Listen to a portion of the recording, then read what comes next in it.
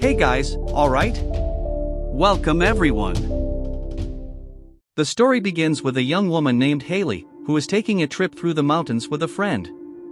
Just before reaching their destination, Haley accidentally hits something. They hear whining in pain, but can't see much because it is very dark outside. Stepping out of the car, Haley sees what appears to be an animal lying in the road. At that moment, heavy footsteps begin to approach it, and a much larger creature appears. Haley rushes to get back in the car when she sees the monster coming towards them. The young woman speeds away, but the creature reaches the house before they do, and Haley can't get inside in time. Shortly after, a search team scours the area until someone finds what remains of the girl. We then discover that this was not an isolated incident. The town of Whitehall is famous for Bigfoot sightings, with even theories about a possible offspring. Moreover, several young girls have gone missing in the region without leaving a trace. 3 years later, in a neighboring town, a young woman named Sylvia works as a dog caretaker and leads a rather solitary life. Her only friend is a guy named Jamie, who has been obsessed with the legend of Bigfoot ever since a young girl named Dana disappeared in Whitehall. Sylvia agrees that something is wrong with the town, but does not believe that Bigfoot actually exists. This is why she gets furious when Jamie reveals his plans for the next day. He is going to meet a man named Alex, the same person who hired Dana to take him to the mountains. Alex posted an advertisement requesting the same service, and Jamie responded pretending to be a woman. Sylvia is furious with his irresponsibility, especially when he asks her to go along. He swears it's just a precaution and says he needs to know what happened to Dana. Later, we find out that Sylvia lost her sister in a fire some time ago, and she herself has a large scar on her back. Her mother does not seem to pay much attention to her, and she can't find company even on the dating app. Afraid of losing her only friend, she messages Jamie saying she will cover for him the next day. At 7 in the morning, she arrives at the agreed place, but there is only a woman waiting. Seeing several missed calls on her phone, she decides to call Jamie, and he answers immediately, saying he is going to bail. He overindulged in Mexican food the night before and can't leave the house. Sylvia is upset but decides to investigate a hunch. She asks what outfit Alex said he would wear, and Jamie says it's a denim jacket. Realizing that Alex is the woman waiting on the bench, she decides to go through with the ambush and approaches her, saying her name is Jamie. It is then that we discover that Alex is the friend who was with Haley when she died. In the car, Sylvia asks what the reason for the trip is, and Alex says she is going to photograph a wedding. The trip will take about a day and a half. Alex apologizes for not reserving separate rooms, explaining that it would be too expensive. During a break, Sylvia texts Jamie to let him know she is fine.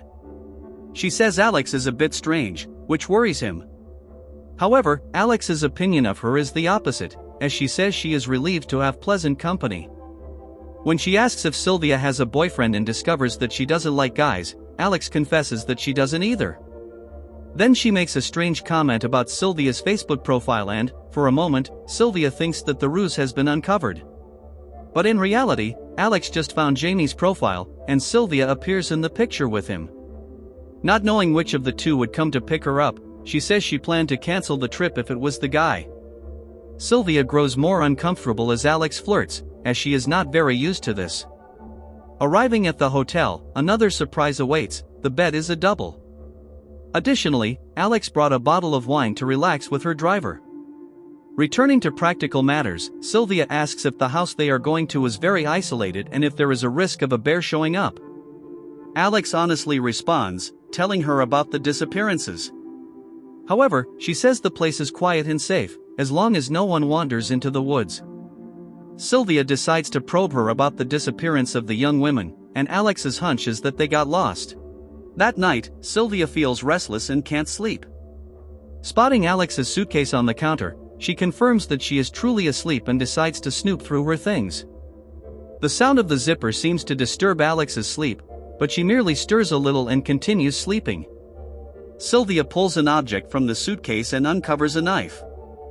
Then Alex wakes up and asks what is going on.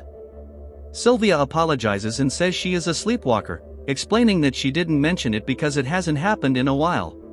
Alex goes back to sleep, and Sylvia lies down beside her, even more restless than before. The next day, she takes another break to snap a photo of the knife and send it to Jamie. He calls immediately, but Sylvia can't hear anything. Suddenly appearing behind her, Alex says the signal is terrible out there. In fact, even the GPS won't work from that point on. Sylvia fumbles to grab her keys since she had to quickly hide the knife in her pocket. The atmosphere between the two begins to tense, and Alex seems to suspect that something is wrong. She asks at what age Sylvia started suffering from sleepwalking, and she says it was at 12, but then changes it to 10 when Alex says it usually starts earlier. As the questions become more aggressive, Alex also accelerates the car. Fearing an accident, Sylvia asks her to stop, and Alex slams the brakes without warning. She accuses Sylvia of having rummaged through her things and takes the knife from her pocket to prove it. Without apologizing, Sylvia asks why she brought it. Alex says she has a habit of hunting, and everyone carries a knife like that where she comes from. Sylvia admits that she lied about the sleepwalking but still doesn't reveal everything and says she became afraid of her because of the disappearances. Alex thinks it's better to find another ride from there because now there's no mood to continue the trip. Since Sylvia doesn't want to give up now, she decides to change the mood dramatically with a kiss. This ends up convincing Alex to proceed, and soon they enter the town of Whitehall, where the legendary Bigfoot is treated like a local celebrity. The house where they are going to stay is quite isolated and rustic, with several hunting trophies hanging on the walls.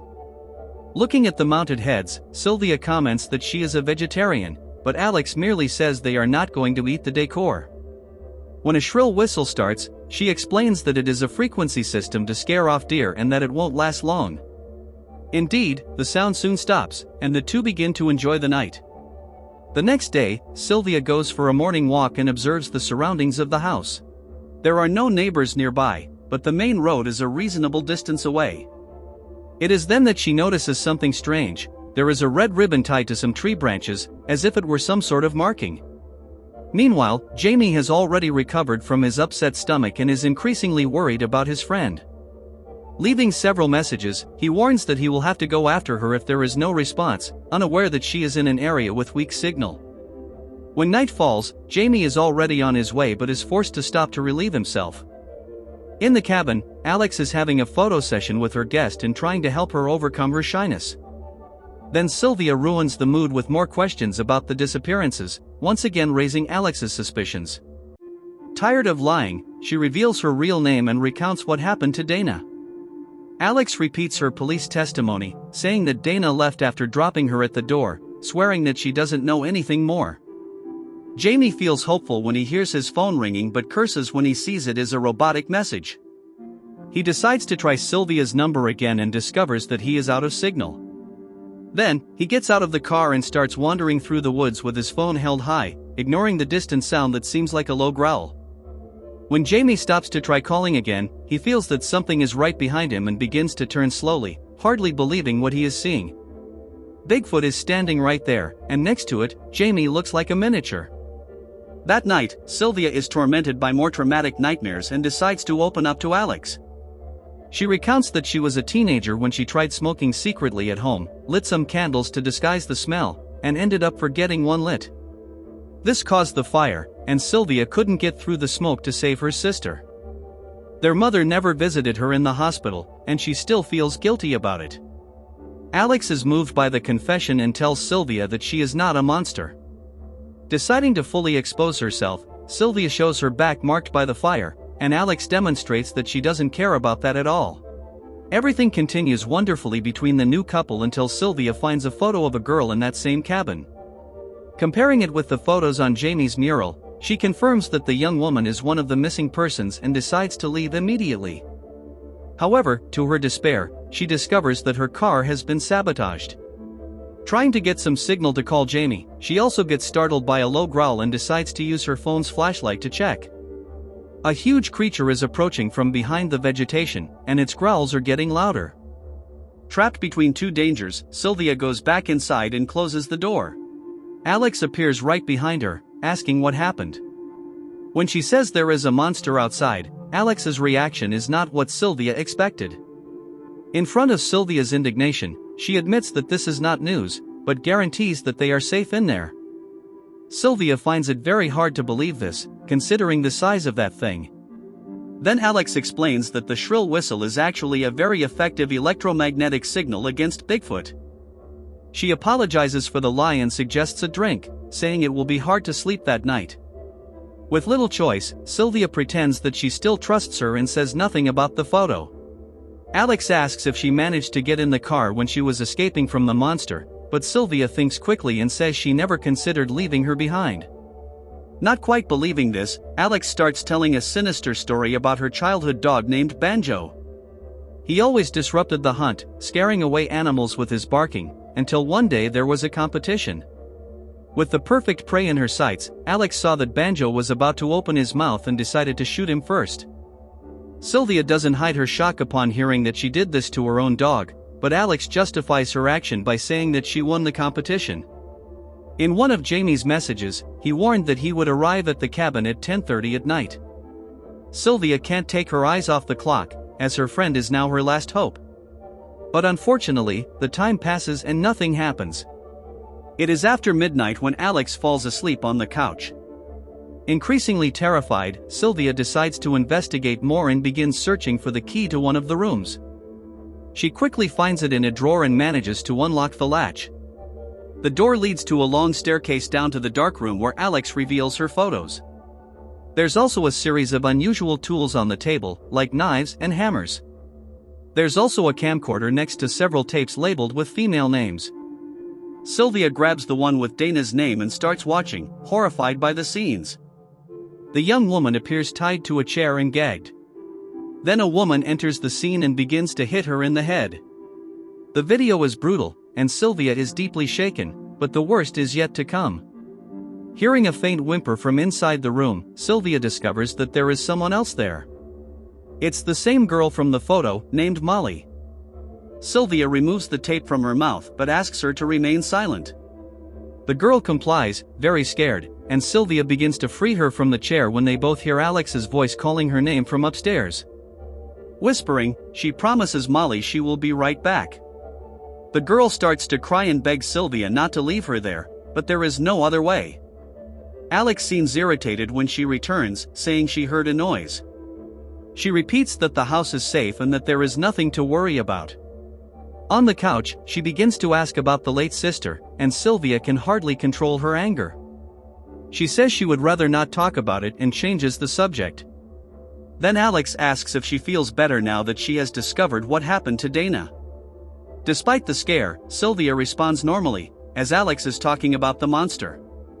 It is becoming increasingly evident that Bigfoot has been taking the blame for her crimes. When Alex warns that she is going to take a trip to the basement, Sylvia once again resorts to flirting and proposes that they go upstairs to the bedroom instead. Despite always being suspicious, Alex cannot resist the invitation. Arriving at the bedroom, Sylvia sees the knife handle sticking out of the open suitcase and begins to move towards it very discreetly. Alex seems not to have noticed and continues talking. Suddenly, she asks what Sylvia would do if she found out it was Alex who attacked those young women. Trying to remain calm, Sylvia laughs and says her suspicions were silly. Alex asks her to come sit closer and, in a more aggressive tone, asks if she really looks that stupid. The lights go out at that moment, and we see that it was Molly's doing. After sneaking out of the basement on tiptoes, she goes outside and gets in the car. Alex sees this from the second-floor window, but when she turns around, Sylvia is already holding the knife. Guessing that it was she who freed her prisoner, Alex asserts that now all three are in danger. Without power, the whistle won't sound anymore, and the whole house will be at the mercy of the monster. Meanwhile, Molly is banging on the steering wheel, frustrated to find out that the escape won't be that simple. Then she suddenly stops crying, and we hear the sound of very heavy footsteps approaching. The immense creature passes by the car right afterward, and Molly holds her breath. It even comes back and stops right at the window, but then it moves away and enters the cabin just when Alex and Sylvia are coming down to turn on the light. Silently, the two quickly hide and peek at the monster through a crack. Once it leaves, the clash between the two continues, and Sylvia says she saw the horrific end of all those girls. Alex states that Sylvia is not like them, but her sentence is interrupted by the invasion of Bigfoot, who grabs Sylvia from behind and takes her away. Molly is still in the car when the lights come on, and she looks at the cabin with a vengeful expression. Shortly after, Sylvia wakes up sprawled on the floor, a few meters from Bigfoot. She waits until he leaves to get up, and to her immense joy, her friend appears next.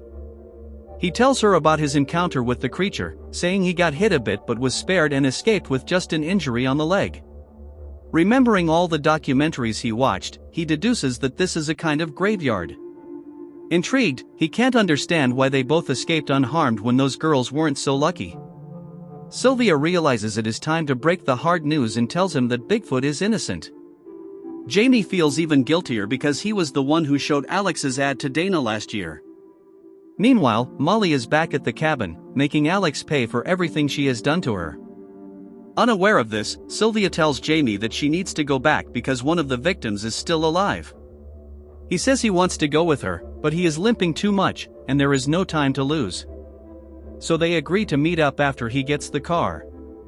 At the same time, Alex manages to get rid of Molly with a headbutt and then grabs her by the hair, killing the girl with a hunting knife. Minutes later, Sylvia enters the room and takes a while to understand what has happened when she sees Molly on the floor. Suddenly, Alex hits her with a pan and starts rambling about her crimes, not realizing that the other one is already getting up and grabbing a heavy object. It is only then that we discover what really happened to Haley. Alex attacked her before leaving the car, leaving her friend at the mercy of Bigfoot's savage revenge. However, since then, her life has become much more difficult, as the monster has never forgotten what she did. Sylvia wraps up this story with a blow to the center of Alex's forehead, who retaliates with a bottle and then lunges for Sylvia's neck with a sharp shard. Then, Sylvia grabs the kettle from the stove and presses Alex's face with the hot bottom until the pain makes her lose consciousness. Headed down to the basement, she puts all the evidence against Alex in a suitcase and goes to the front of the cabin to wait for her friend. However, before he arrives, Alex recovers. Surprising Sylvia with an attack, she vents all her rage through punches. Just when she is about to deliver the final blow, Jamie shuts off the power, and an animalistic growl responds almost immediately. Alex looks to the side and sees her old enemy ready for a showdown. Lifting her off the ground by the neck, she still refuses to give up and even spits on the beast's face. But when he slams her onto the ground and she understands what her end will be, Alex finally chickens out. It is then that he brings his foot down onto her head, crushing her skull completely. Upon leaving the basement, Jamie is astonished to see his friend in Bigfoot's arms. The monster carries her to the porch and drops her at the door, rather unceremoniously. Jamie feels relieved to see that she is alive, and the two can finally go home.